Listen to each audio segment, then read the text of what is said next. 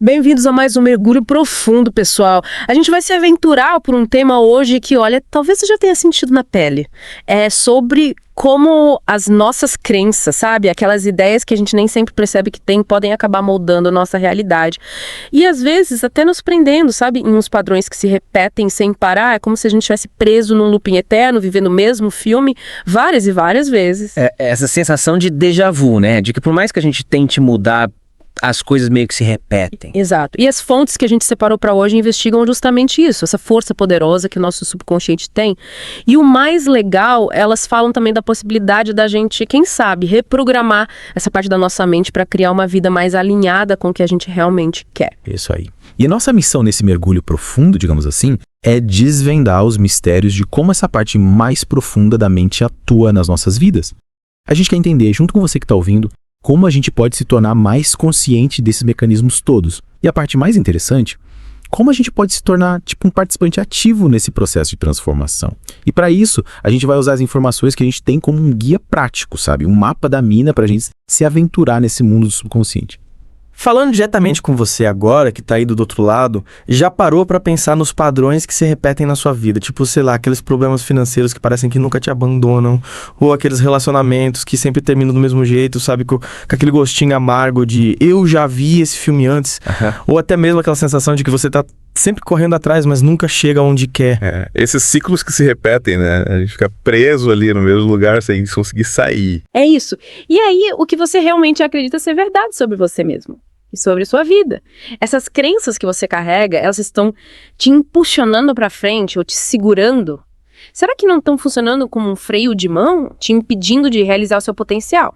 Essa é uma pergunta para a gente começar a nossa conversa, porque, como as fontes mostram, a realidade que a gente vive, ela não é assim uma verdade absoluta, imutável, escrita na pedra. Ela é muito mais, digamos, uma projeção das nossas crenças, daquilo que a gente acredita lá no fundo. Tipo, é como se a gente estivesse usando um óculos com lentes coloridas. Se a lente for azul, a gente vai ver tudo azul, né? Exatamente. É como se as nossas crenças fossem essas lentes. Elas funcionam como filtros que moldam a forma como a gente enxerga e interpreta cada experiência. E aí, dependendo da cor da lente, a gente vai ter uma visão diferente do mundo, né? E essas lentes, essas crenças que a gente carrega, geralmente a gente não escolheu tê-las, né? A gente fica e herda, né? Fica pequenininho. A gente vai absorvendo tudo que está ao nosso redor, né? Os valores dos nossos pais, a educação que a gente recebe, as experiências que a gente vive. Tudo isso vai moldando a nossa visão de mundo, como se fosse um quebra-cabeça que a gente vai montando ao longo da vida. É isso. E aí que tá o problema, né? Nem tudo que a gente aceita como verdade absoluta é realmente verdade.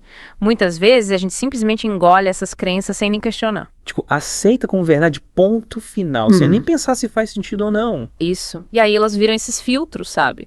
Que podem distorcer completamente a nossa percepção da realidade. E a forma como a gente vê essa realidade também. É incrível como algo tão, digamos, abstrato quanto uma crença pode ter um impacto tão real na nossa vida, né?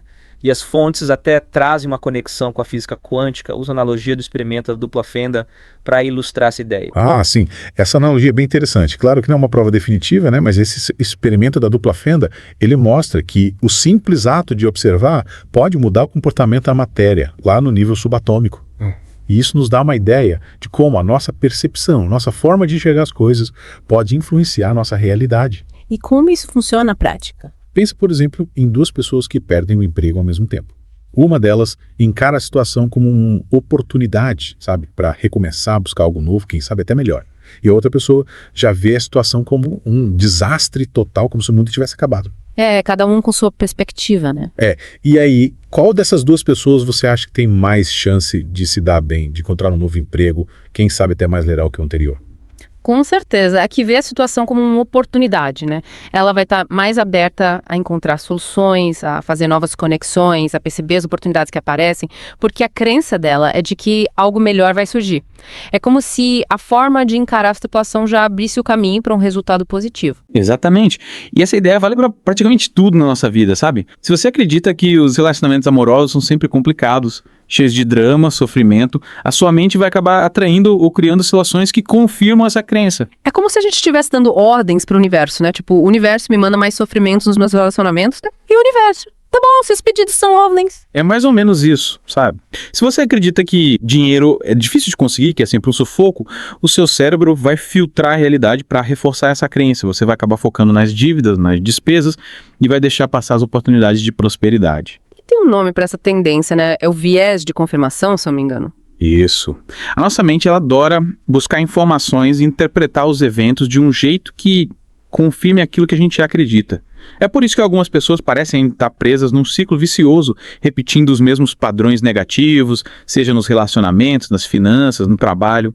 É como se o mundo exterior fosse um reflexo do que está acontecendo lá dentro, na nossa mente. Faz sentido. Se a pessoa tá sempre com problemas de dinheiro, pode ser que lá no fundo ela acredite que não merece ser próspera, ou que dinheiro é algo ruim. Se está sempre se sentindo rejeitada nos relacionamentos, pode ser que, em algum nível, ela não se ache digna de amor e aceitação. É isso aí.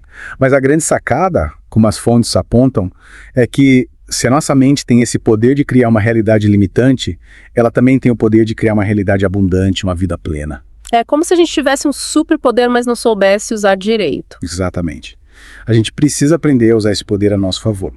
E o primeiro passo é justamente esse.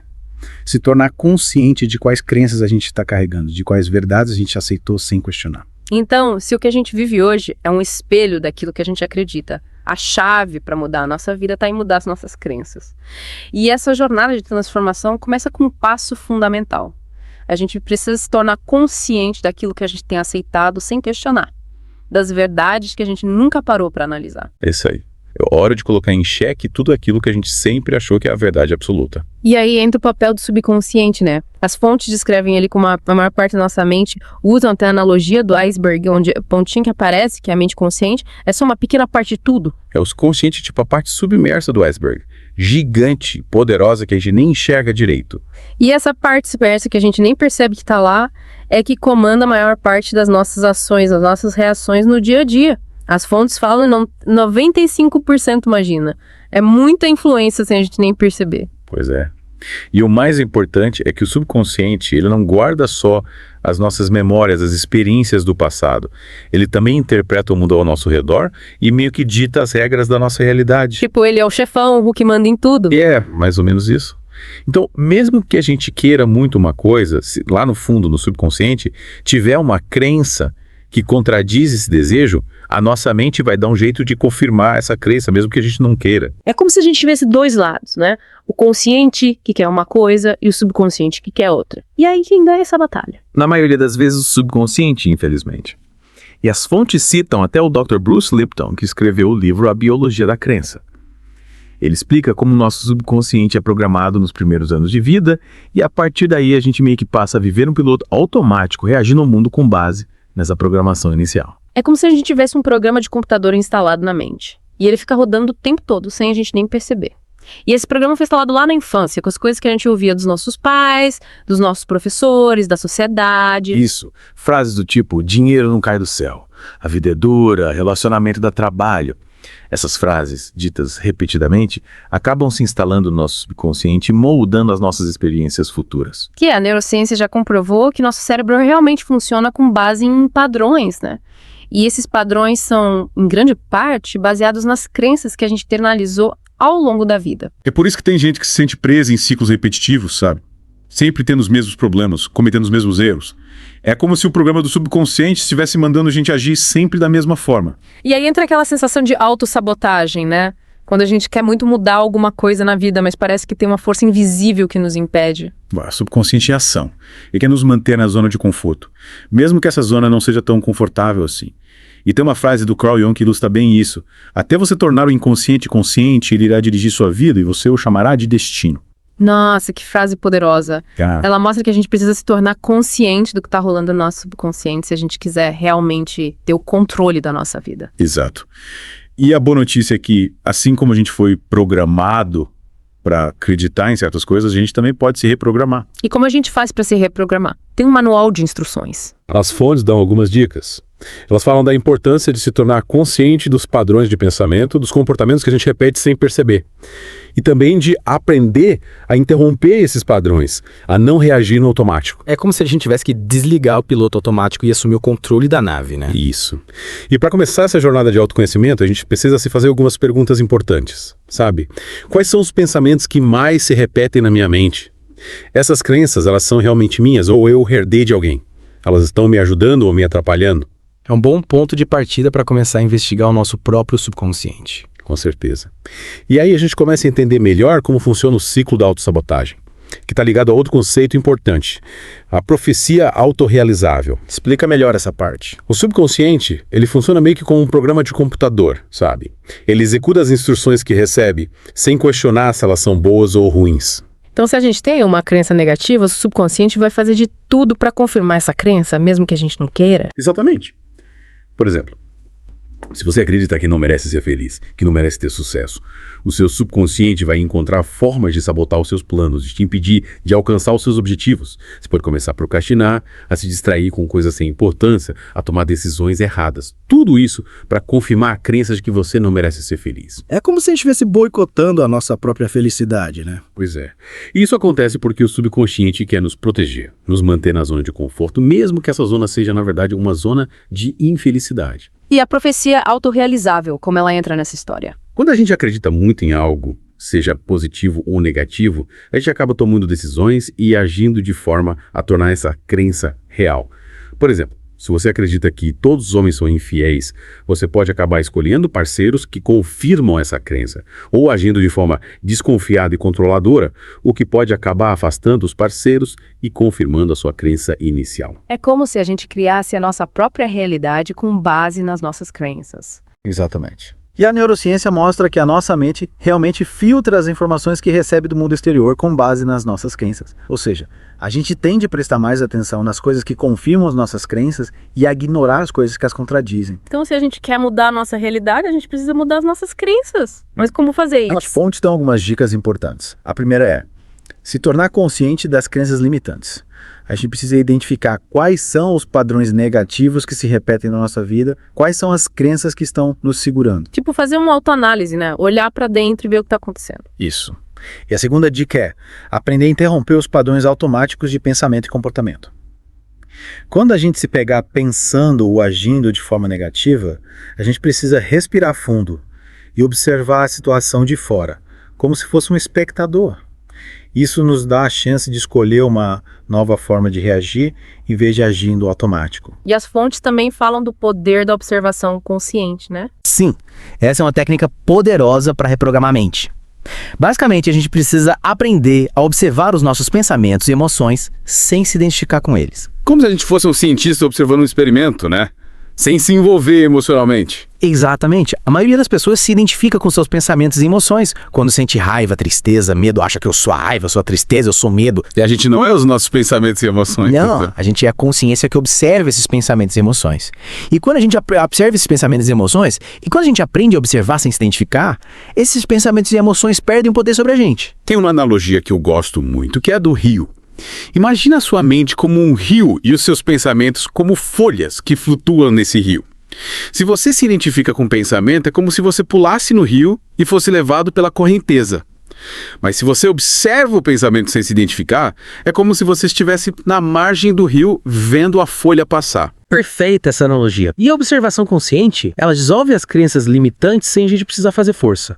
Em vez de lutar contra os pensamentos negativos, a gente simplesmente os observa e, com o tempo, eles perdem a força. E a neurociência mostra que quando a gente observa os nossos pensamentos sem reagir emocionalmente, o nosso cérebro cria novas conexões neurais. Ou seja, a gente pode mudar os padrões do nosso cérebro. É isso aí. A gente não é prisioneiro da nossa mente. A gente pode mudar a forma como a gente pensa, como a gente sente, como a gente age. E as fontes citam o Eckhart Tolle, que fala que a gente não é o padrão de pensamento, a gente é a consciência que observa esse padrão. Exato. A gente é o observador, não o observado. E quando a gente se torna consciente disso, a gente se liberta do controle da mente. E tem um exercício simples para a gente experimentar essa observação consciente. Fecha os olhos por um momento e observa os pensamentos que surgem, sem tentar mudá-los, sem julgá-los. Só observa. É um exercício poderoso para a gente começar a se desconectar dos nossos pensamentos. E essa prática da observação consciente, ela é o primeiro passo para a gente reprogramar a mente de forma mais ativa, né? Isso. Além de dissolver as crenças limitantes, a gente também pode instalar novas crenças fortalecedoras que nos impulsionem na direção que a gente quer ir. E aí entra a autossugestão, né? Sim, mas a autossugestão não é só repetir frases positivas como papagaio. Não adianta nada ficar repetindo eu sou rico, eu sou feliz, se a gente não sentir isso de verdade. O subconsciente, ele é esperto. Ele não se deixa enganar por palavras vazias. Exatamente. Para a autossugestão funcionar, a gente precisa se envolver emocionalmente com a ideia que a gente quer internalizar. A gente precisa sentir a emoção daquilo que a gente está afirmando. É como se a gente tivesse que convencer o nosso subconsciente de que aquela afirmação é verdadeira. Isso. E a neurociência já comprovou que o nosso cérebro é capaz de se remodelar, de aprender coisas novas o tempo todo. Esse fenômeno é chamado de neuroplasticidade. Então, a gente pode mudar os padrões do nosso cérebro, a gente pode instalar novas crenças, mesmo que a gente tenha passado a vida inteira acreditando em coisas limitantes. Exatamente.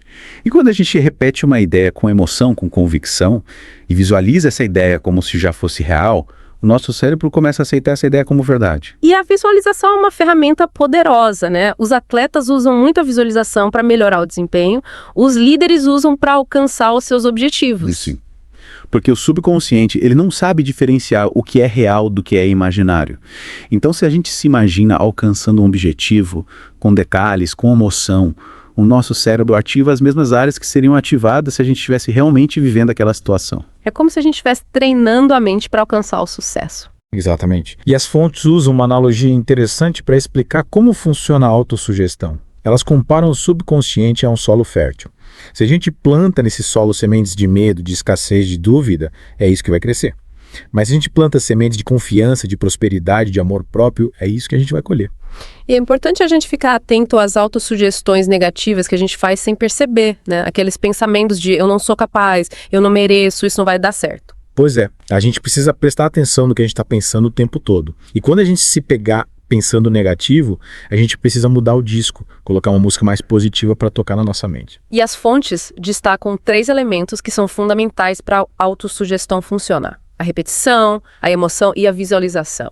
A repetição é importante para fixar a ideia na mente, a emoção dá poder à afirmação e a visualização cria uma imagem mental daquilo que a gente quer manifestar. Por exemplo, se a gente quer manifestar abundância financeira, a gente pode repetir a afirmação eu sou próspero, sentindo a emoção da prosperidade e visualizando a gente vivendo com abundância. Exato.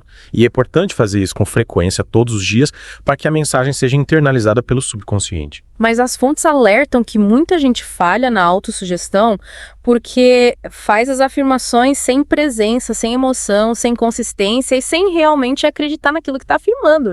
Não adianta fazer de qualquer jeito. Tem que ter intenção, tem que ter emoção, tem que ter persistência. E elas sugerem um exercício para a gente praticar a autossugestão. Fecha os olhos. Pense em algo que você quer muito, sente a emoção de ter alcançado esse objetivo e repete uma afirmação que declare essa realidade como um fato presente. É um exercício poderoso para a gente começar a reprogramar a mente. E é importante lembrar que a reprogramação mental ela é um processo. Não acontece da noite por dia. É como se a gente estivesse construindo um novo caminho na floresta. No começo a gente tem que abrir caminho no meio do mato, é mais difícil. Mas com o tempo o caminho vai ficando mais fácil de trilhar. E quando a gente muda a nossa mente, a nossa realidade também muda, né? Exatamente. O mundo exterior ele é um espelho do nosso mundo interior. Quando a gente muda por dentro, tudo muda por fora. As fontes exploram essa ideia no último conceito que a gente vai abordar. Como o mundo exterior reflete a nossa consciência interna. Essa ideia é fascinante, né? Ela mostra que a gente não é vítima das circunstâncias. A gente é um criador da nossa própria realidade. É isso. Não são os acontecimentos em si que determinam a nossa felicidade, mas sim a forma como a gente interpreta esses acontecimentos, a forma como a gente escolhe reagir a eles. 2 pessoas podem passar pela mesma situação e ter experiências completamente diferentes. É como se cada um visse o mundo com seus próprios olhos, né? Exatamente. Quando a gente muda a nossa forma de ver o mundo muda pra gente. As fontes mencionam o efeito placebo como prova de que as nossas crenças podem mudar a nossa realidade. É verdade. Pacientes que acreditam que estão recebendo um tratamento eficaz, muitas vezes melhoram, mesmo que o tratamento seja só um placebo. O poder da mente é incrível, né? E se a mente tem o poder de curar o corpo, imagina o poder que ela tem de transformar a nossa vida. Se a gente acredita que é capaz de alcançar um objetivo, o nosso subconsciente vai trabalhar para que isso aconteça. Mas se a gente acredita que não é capaz, a gente vai acabar sabotando os nossos próprios planos. Por isso, é tão importante a gente prestar atenção nas nossas crenças. Se a gente quer mudar a nossa vida, a gente precisa mudar as nossas crenças. E as fontes convidam a gente a fazer uma autoanálise, olhar para a nossa vida e identificar quais crenças estão nos bloqueando, quais crenças estão nos impedindo de ser feliz. É um bom exercício para a gente começar a mudar a nossa realidade. E para mudar a nossa realidade, a gente precisa mudar a nossa vibração interna. Os nossos pensamentos, eles emitem uma energia. E essa energia atrai pra gente experiências que vibram na mesma frequência. Então, se a gente pensa positivo, a gente atrai coisas positivas. Se a gente pensa negativo, a gente atrai coisas negativas. Exatamente. E as fontes mencionam o sistema de ativação reticular, que é um sistema do nosso cérebro, que filtra as informações que a gente recebe do mundo exterior. E como esse sistema funciona? Ele funciona como um filtro. Se a gente está focado em algo, o nosso cérebro vai destacar as informações relacionadas a esse algo e ignorar as outras.